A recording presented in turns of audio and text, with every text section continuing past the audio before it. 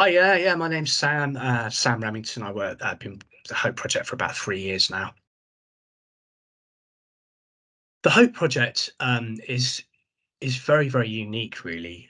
We are primarily concerned with suicide prevention. We work with men who are generally between the ages of 30 and 65. Normally take referrals from psych liaison in hospitals. We also take self-referrals. Basically offer a kind of short-term, around about 3 months interventions, which can be both emotional and practical in nature. Quite a reactive service, very bespoke service.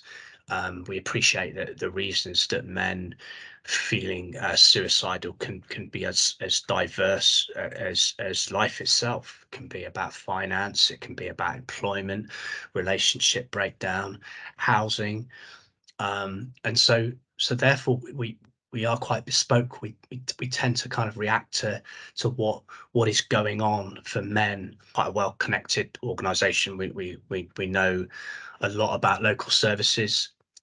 We do a lot of signposting to other people, but we Mhm. do a lot of practical work as well. We try and ease those difficulties those particular difficulties that are happening for men at this particular juncture in their lives.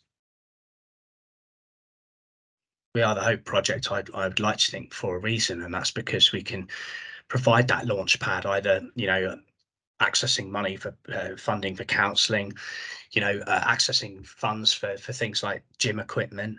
We're big on well-being.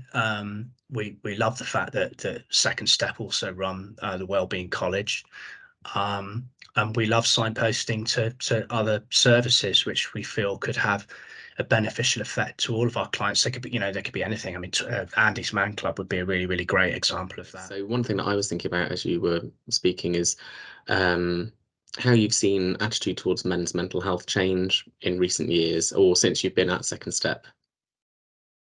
Oh, that's interesting. I think things are changing gradually. I think I was on a walk earlier this year called the Baton of Hope. I also went to attended an online conference, which was actually postvention, so more concerned with supporting people after someone had taken their lives. But what was staggering with the amount of people at both those events, they've such diverse backgrounds. A lot of veterans. One of the big eye openers for me was construction industry is one of the biggest rates for suicide, and I think things have changed. And I think men are more likely to come forward. It's not like these issues never existed before, they did, but just men didn't really speak about them before. And it's great that they have that safety valve now, and they feel able to come forward. Saying that, you know, we are living in very reactive times. There's a lot of reactionary nonsense that you see in a lot of the tabloids. There is a lot of stuff that, whatever it might be about this ever fascinating, changing world that we live in, somebody seems to have a problem with it, and so it is with men's mental health.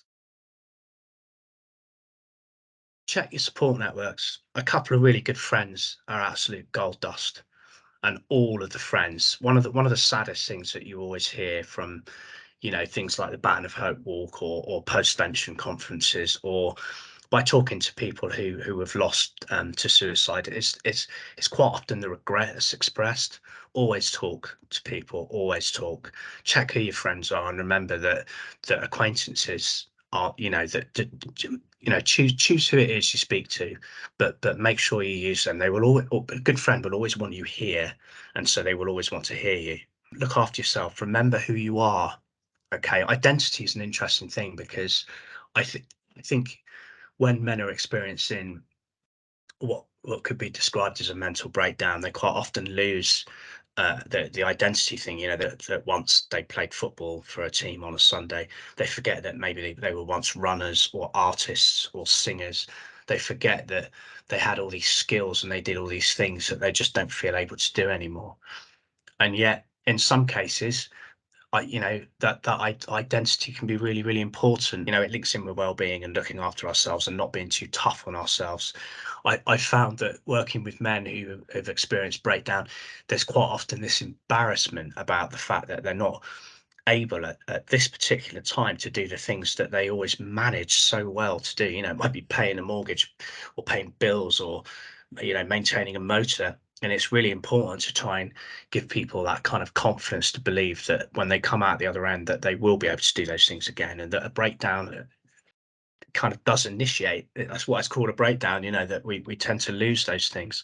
It may be a rocky road ahead, but will always be things that we can do to kind of help ourselves, as well as helping ourselves by having that community around us.